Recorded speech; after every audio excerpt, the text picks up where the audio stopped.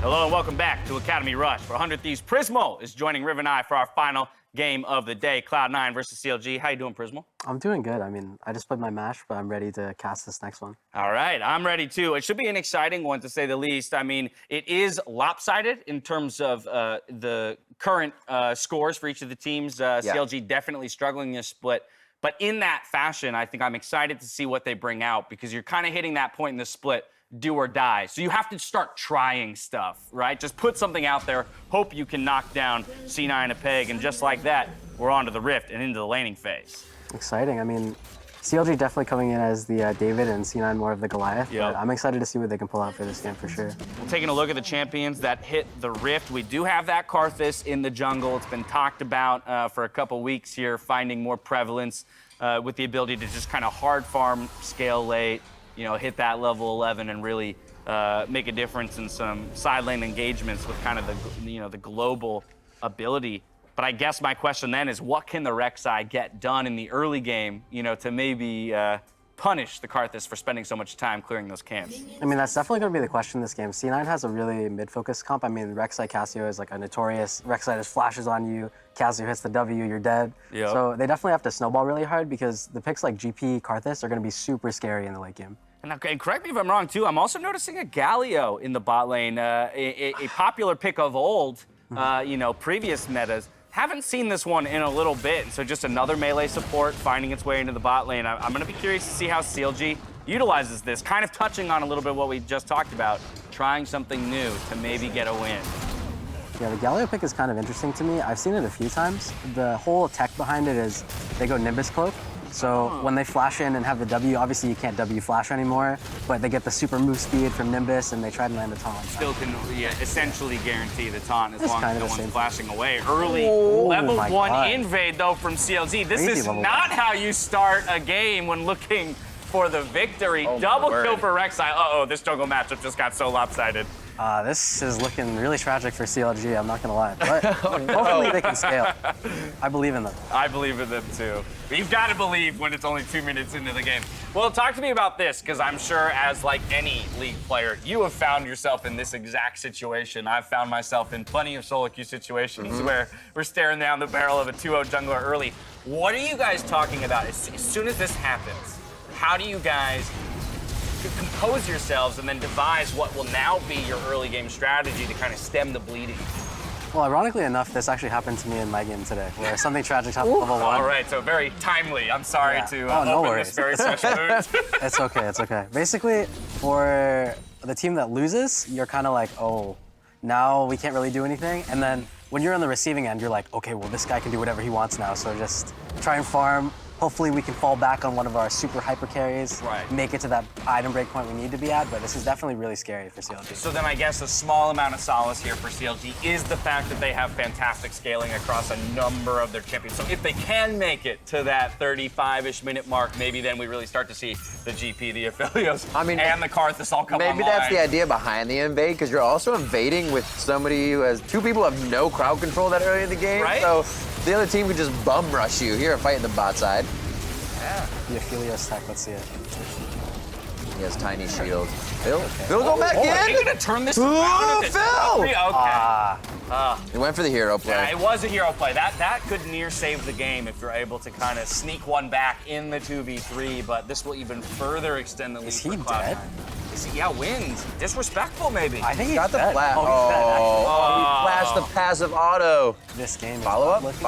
All right, well, Prismo, what, bro? All right, Prismo, I'd like to officially thank you for joining us for the shortest Academy Lounge cast that's ever existed. Interesting. We're going to wrap this one up. That was a good game. Wow, the 4-0 lead. C9 and Nori coming up big for the squad there. They were kind of playing on a knife's edge there, but they're able to. Yeah. Hey, I mean, they still got the late game. You're right. CLG still got the late. Holding the wave here. Good guy support. Okay, at least Aphelios can farm creeps.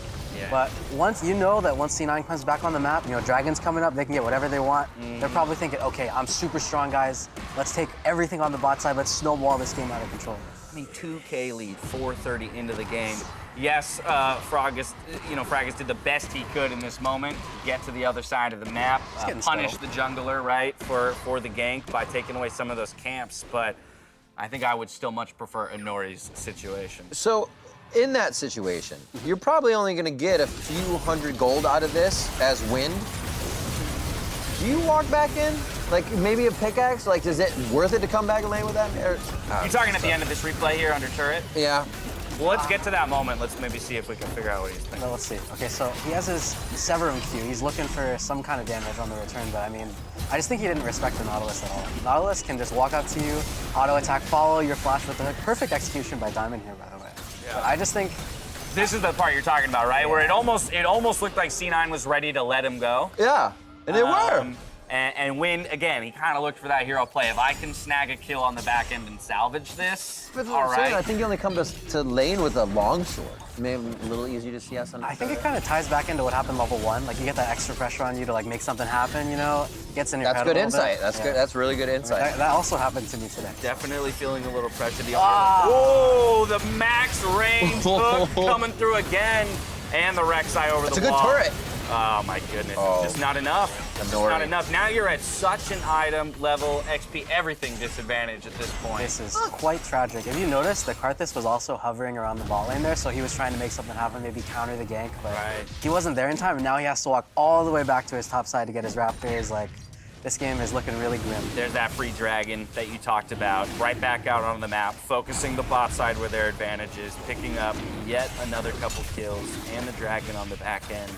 Yeah, I think I gotta come back to that 2v2, or 2v3, I guess, bot lane play for CLG and Riv to maybe even answer your question a little more, theorizing here. Please do. That is just a little bit of that, you know, the amateur status showing through, right? Perhaps an LCS player in that situation makes a slightly different decision and Right. says, hey, it's better to make less mistakes, right? To give less advantages away than take the high risk play in this moment that might get us back in. I mean, it's just a decision tree, right? It's risk reward about whether or not you really need that gold to get back into it. But when you've got 3 kills now sitting on an MF and 3 kills on a Rek'Sai, I don't care how OP Aphelios is. I don't think he's playing the game the rest of this. Yep. Yeah, I mean, Rek'Sai is also really dangerous for Aphelios. I think what happened necessarily wasn't like an error in decision making, but how they managed their wave.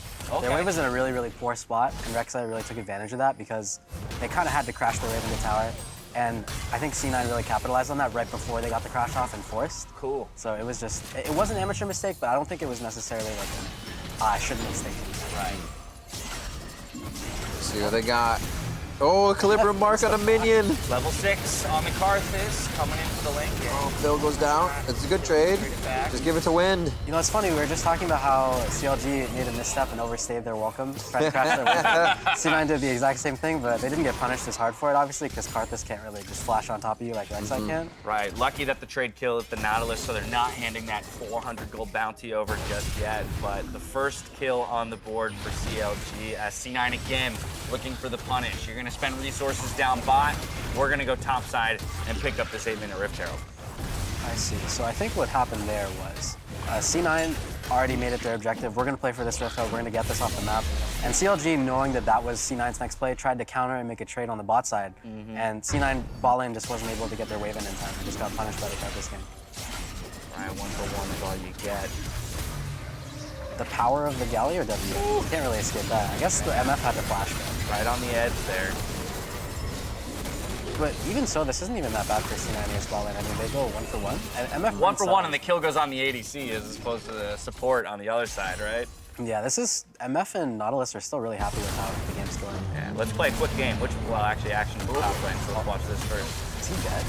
Oh, He did. that was close on both sides. I'm not sure that's going to What be is enough that damage Karthus with the on? regen coming through on Orange. He's just healing that guy up. Maybe delaying a little bit of the fountain He's regen. just proccing second wind Yeah. for him. Here, let me heal you back up a little bit. It's actually funny because Deus, the CLGA top laner, is Yeah. really, really good at Ornn. He always invents these like new Ornn combos that you see when you play against him. So I'm for going to have him, to tune into a Deus stream if he does. yeah, he I stream? mean, I'm gonna have to I take a don't look. know, but for him to almost die to the same combos that he's been doing is kind of sus. Shoes on the other foot, my friend.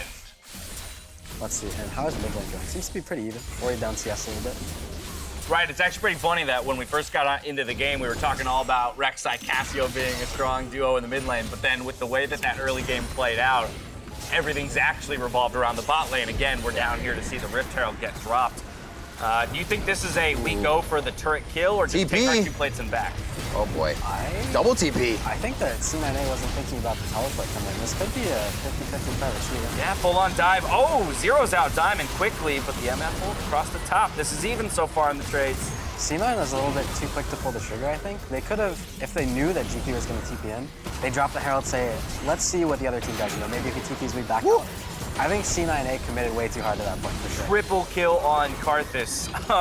That evens up the kill score. The KDA is essentially there for the 2 junglers. Also, I like that flash forward by the Karthus with the Ori ball on top just for the speed.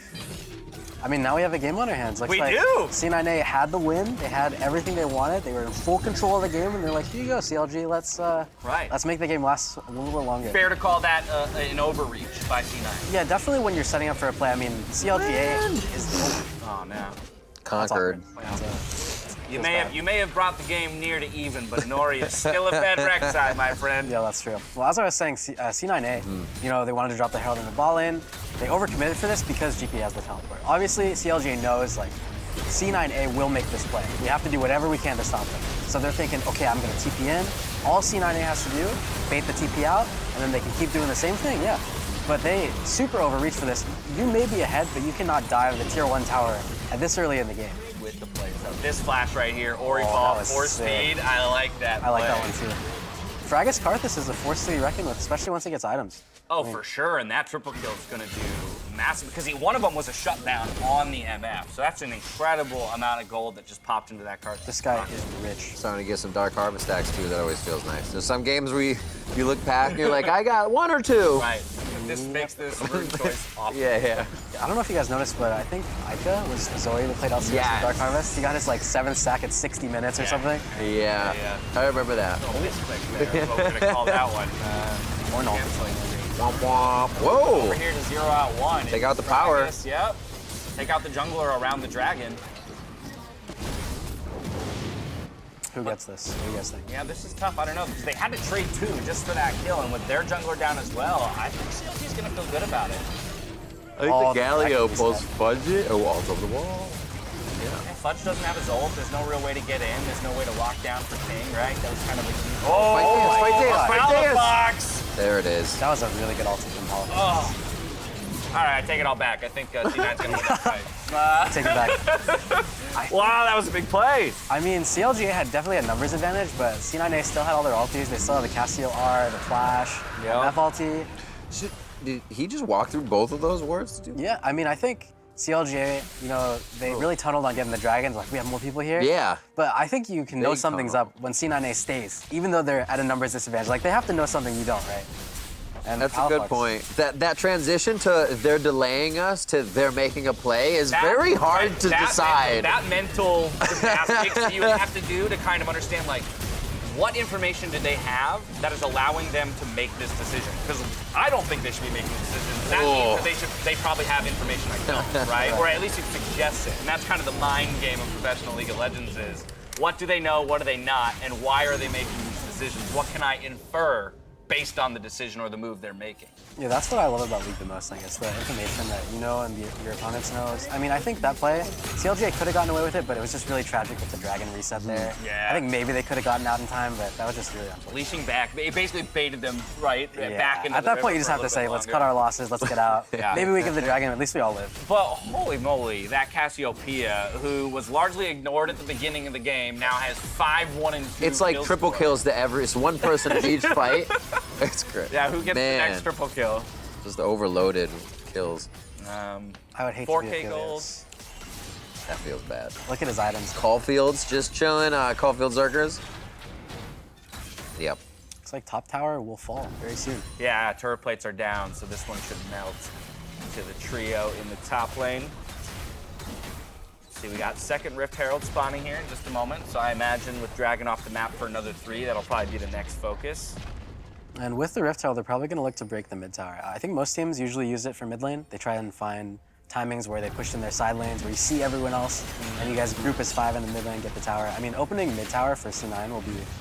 Basically, the game will explode when mid tower is down. There's a lot of options. You can go to whatever side lane you want, play for anything. So I think if they break mid with Rift Herald, this game will close out a lot sooner. Nori grabs it. Up and over. Ping top lane. He's looking for the red buff. Invading on the red, but it was already picked up, I believe. Yep, Frag's There we got go. the Raptors. yeah, he's gonna back. Ragus doing his thing, just merrily farming away. Now with the 30 CS lead there.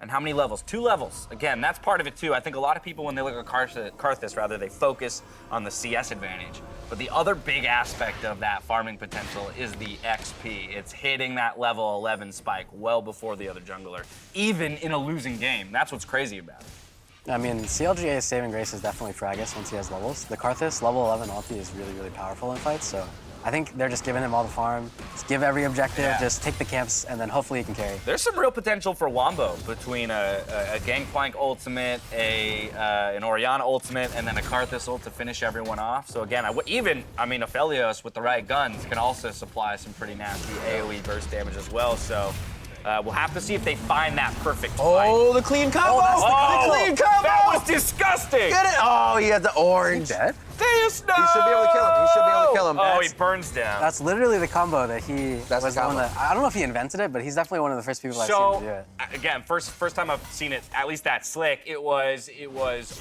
first ult cast. No, Q first. Q first, You then Q ult first, cast, yeah. then charge into your Q for Yeah. knockup, and then hit second ult for second knockup. Yeah, and then you W, and then you auto, and you get, I think, 3 brittle You procs. get like 3 brittle procs in the Yes. course. That's like They're just maybe dead. 3 seconds. Yeah. Maybe 3 seconds. There is a way to get a fourth. Wait, really? How? You could hit, let's see, brittle procs would be, well, can you proc? Instead be As cooldown. long as you're It'd be hitting cooldown on another bellows. I was gonna say, Ah, and I if you're see. hitting both sides of the ultimate, then It'd be you could- cooldown then on you another could. bellows, yeah. I see. But even Done. still, just But by that time, they're dead. The 3 and quick success. That usually never happens because usually you're grouping and using Yeah, your ulti yeah, for yeah, fights. yeah, so I yeah, mean, yeah. when you're this far ahead, ulting for the solo kills always really nice. Got a style. Yeah. Got a style. I hope Aphelios can do something later. I feel like he's really, really strong into C9A's comp, but he's so far behind. He doesn't even have his first item yet. Yeah, let's talk mid-game team fights. How should it be navigated? We'll talk from the losing side first. So CLG, like, what does a perfect fight for them look like? Are they engaging? Are they, being engaged on and disengaging? What does the right fight for them look like? I definitely feel like because C9A is so far ahead, they're going to be the ones that are going in first. They have Nautilus, they have Ornn ulti. So CLG has to pray they don't die to the initial engage from C9A, and maybe they can kill them on the return with Karthus. I mean, if Karthus dies right away and they're counter-engaging with the Ori ulti, they can maybe win a fight. But definitely if CLGA goes in first, they're going to lose for sure. What a weird position to be in, right? To not have that like the onus. Right, knowing that the right play is waiting for the other team to make a mistake. It's just such a hard position to be okay with being. It definitely feels like Here's the engage. crazy. Hold on, Cloud9 Karthus all starts- coming in. Oh! Yikes. I mean, I don't think that was needed, but it looked really cool. Did he just he flash knocked him off? Flash Ah! The ulti wasn't gonna kill anybody. I No. didn't think it was gonna proc Dark Harvest, but that's like the mental edge, you know? Right? You have to tilt You it. thought! You thought! And now the dive coming in. Let's Not see. even this is okay. Another kill? Yeah. Oh my god, Oh, Halifax. disaster! Sarah's Embrace just healing on that. C9 has just put their foot on the gas pedal here now in the mid game. Third Drake picked up, immediate fight to follow. Cancel on the ultimate for the style points, and then a mid turret on the back end. All right, so guys, this game's looking a little doomed, but I do have a little bit, like a fair bit of hope for CLGA because there's no Soraka in this game. That is the, hey, we are without the enchanters. Imagine No Yumi, no Soraka. you're super far ahead, you blow all your engage, the other team's like, all right, now's our time to fight. They get you low, and then Soraka ulti kills everyone to full HP. So there's nothing of that caliber in this game. Maybe CLGA can. Okay. I like it. Fudge is on I'm gonna get on that optimism train with you. I'm gonna ride it till they kick me off that train. I mean, we can either be Might on be the, soon. either the CLGA can win side or the I hope C9A closes the game out in 5 minutes side. So I'm the optimism train right now. All right, first completed item for the Aphelios in the inventory. That is a Staring sad across Aphelios. an eye edge Oh. disadvantage. Is he going for the Hurricane next?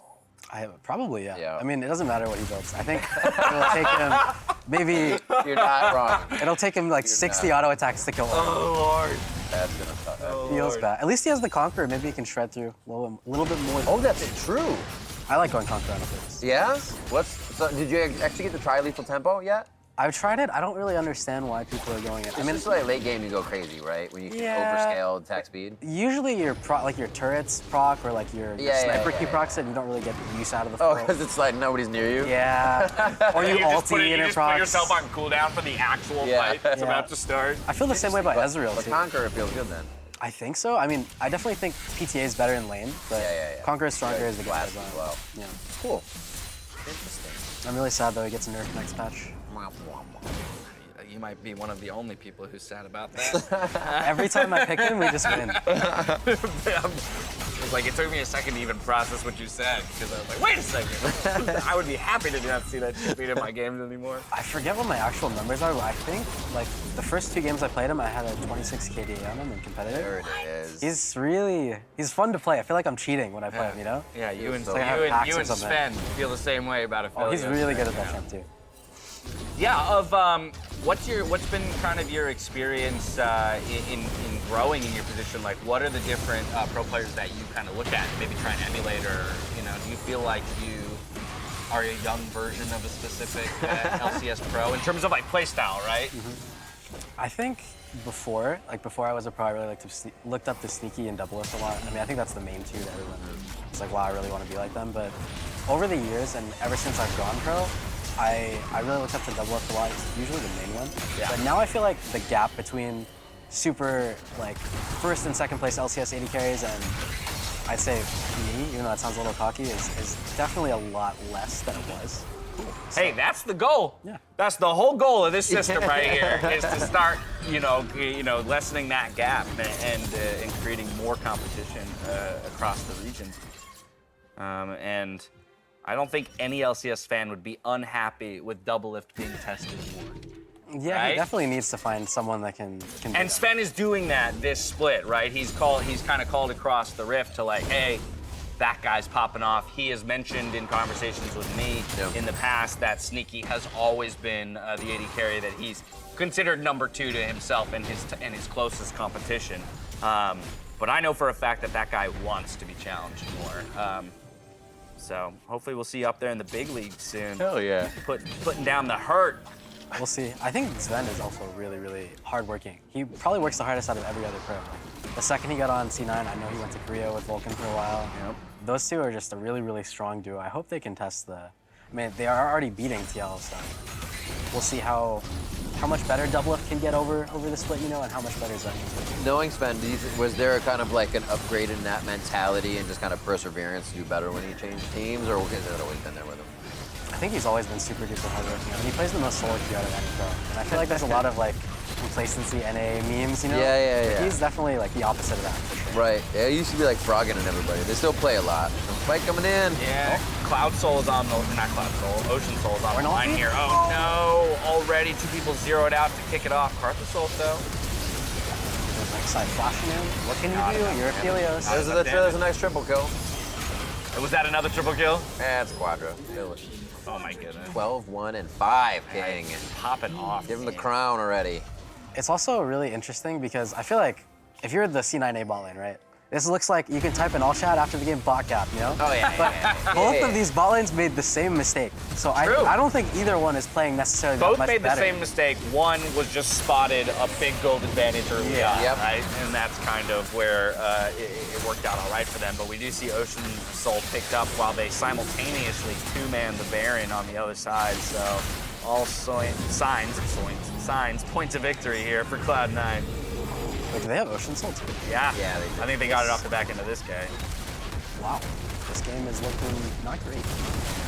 I want to see this one ulti again. This was actually really sad for the Philips. Just watch the Aphelios in this fight.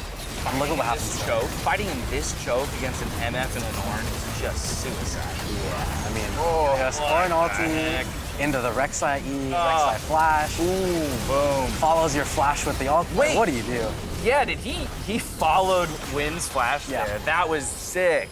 That was, what can you do? Fed Rek'Sai. FLICKR. Actually playing AD carry for CLGA, like if you're the Aphelios in this game, this just feels bad. Right. You feel like you have no agency to do anything, and because C9A has complete control of the map, MF can just farm whatever camp she wants, take whatever wave she Makes wants. the lead even. And it's like nobody Yeah, even has right. time to protect you. Yeah, so that's the thing that sucks. Well, I wouldn't say it sucks, but it's definitely interesting as far as like statistics go. Yeah, because whichever team is in control will always have like better stats, better For sure. PDA. And there's not really a whole lot the Aphelios can do.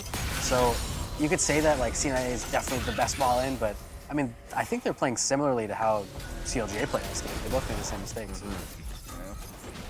I think the fight from Palafox just up at the dragon kind of saved a lot for C9. That was He really got that clutch. triple kill, and For sure. everything was kind of like, whoops. Any of that progress we made for CLG kind of just went away. Yeah, that was a tragic one. I mean, Cassier has a spirit vision, and MF has a fully completed The ball. surplus items. I'm very happy though when teams with large gold leads like this index into defensive items though to protect that lead. Sometimes you see people go with like the win more strat of I have enough to buy a whole extra needlessly large rod, so I'm just gonna get more damage. And it's like, maybe you should prevent yourself from getting one shot to guarantee your damage, as opposed to just building more damage and leaving yourself squishy. Definitely. I mean, going the defensive route is always the move. Normally, let's say you're really far behind, right? You see this 15 kill MF, she's full damage. You're like, all right, guys, if we kill him, we can win. Yeah. But imagine he has Mob Malmortius, Guardian Angel. You're thinking, how do we kill this guy? There's nothing we can do. Right. Yeah, anytime I see Guardian Angel on an opponent, I'm really sad. Yeah, I'm like, That was honestly one of the biggest adjustments that I made after talking to a number of pro players in my own play a while back, was from the jungle, building a GA as my second or third item if I'm ahead, because it gives you so much permission Everybody runs to away be from you. aggressive, right? While knowing that you're not actually going to hand that gold advantage back. hey man, Moscow 5 had it right. They knew exactly what they were doing. Can't tell you how happy I am to have access to intelligent pro players like this one sitting next to us, because I get to abuse them for so much knowledge. But Hey man, GA is always the move. yeah, Go for it. And if you can get Ocean Soul and win the game at level 1 like these guys, then it's also we'll take those as well, Yeah, right? take those. CLG looking to close this one out. Second inhib going down. The fight comes through. Last ditch effort for CLG. Oh, C9 actually, they're going to take a breather. Oh, boy. Before we end the game. Wait, not even waiting for the waves. No, you don't need it. You don't need to. You got but Ocean got Soul, a you can take everything in the world. 3-item warn in Ocean Soul. Rek'Sai. So I just want to pick your brain real quick, since while we wait for them to close it out, we of course won't ignore any action. You find yourself in the unique position from the competitive perspective of being in the only role that requires you to work essentially hand in hand with another player, right? Even for your laning phase. Yes, I'm aware communication always exists, jungler to top laner for ganks and things like that. But talk to me about kind of maybe some of the differences or the development of that synergy and like the way you establish with your, with your lane partner, how we, the two of us, what is our identity going to be? Because I imagine it has to kind of be cohesive. It can't be like, well, I'm an aggressive player and you're a passive player. We have to come to a conclusion together about how we're going to play at any moment. I mean, definitely when you play with a support, it's not, you're not a solo laner, you can't do whatever you want. You guys always have to be on the same page. So it's always about, learning together. When you have two different ideas, figuring out how you can be on the same page, because if one person steps up and one person's, hanging back, you're gonna lose that fight for sure. So it's all about sharing ideas and working well together in and out of game. Well, working well together, that's what Cloud9 did there. 30 kills at the end of the game. That's crazy. Obliteration. my God. Again, you could track it all the way back to that level 1, but I do think it was an intelligent pilot from Cloud9, as you mentioned, with that advantage, focus the bot lane. They found that the bot lane was their way to kind of really break open the game, secure those dragons. I definitely feel like the saying, if they give you an inch, take a mile, was pretty relevant this game.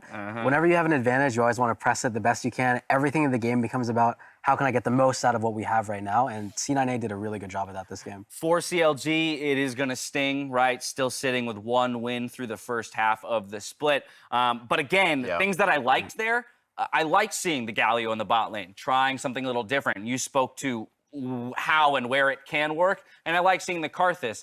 Just some in-game decisions need to be a little different to maybe not start off on the wrong foot. And they were able to identify, like you were saying, the mistakes when they were made by the other team, going to the bot side, trying to get, or they did get a triple on Karthus back into the game, but it seemed like those were the only ideas they had once something was, acted on them. Like, oh, we can fight back against Right. that. A few of those plays were good looks. Into the Yeah, they late were. game.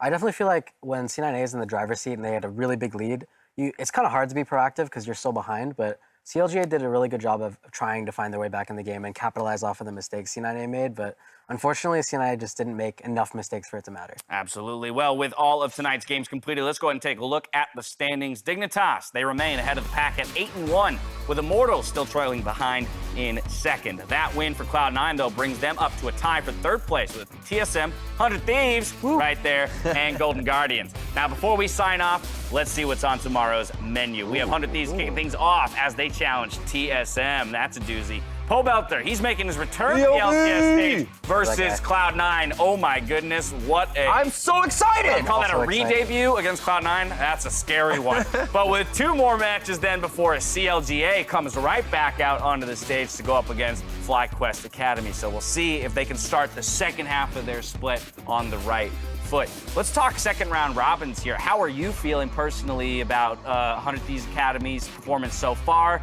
and how you guys are looking at closing things out here in Spring Split? I definitely feel like we've gotten a lot better, especially since the split started. I mean, we've made a few mistakes. I think Yeah. every team has, but I think the goal of Academy should always be get better and improve from every loss. And I think we're really, really good at taking losses and identifying what went wrong and doing them better next time. So I'm really excited for how we'll do for the rest of spring. Mistakes are necessary to learning and improving. Riv, in referencing tomorrow's LCS games again, I'm going to point to that CLG Cloud9 matchup. Please do. Please do. Do you want to be in Pobelter's situation right now? Like, I think I'd be happy I'm going back to the LCS stage, but I'd be terrified that Cloud9 is the team I have to play. I almost do. I mean, do we remember when Counterlogic Gaming was the team that beat Immortals when they were undefeated? That's right. That was CLG Hope, right? That's so right. But then Immortals... CLG was, they finished a little higher that split, right? Maybe. I think they finished Around second. second. Right, instead of last. Hope. The hope. It's about the hope. I like where the But hope is at. I do believe it might give him an edge. And like Pobelter, went through some turbulent times on FlyQuest as well in the previous split. So it's not like he feels like he's going to be on a team that can't do anything. He knows how to build from that position. He's a very smart player. He's won championships. We know him for that. So I think the Notorious POB is going to put some power back onto the Rift for Counterlogic Gaming. I can't wait to see it. That is going to do it for Academy Rush. Prismal, thank you so much Thanks for for helping us having me. out throughout this game. Now for myself, the casters, the entire live broadcast crew, thank you for watching, and we'll see you tomorrow for the LCS. Good night. Sweet dreams.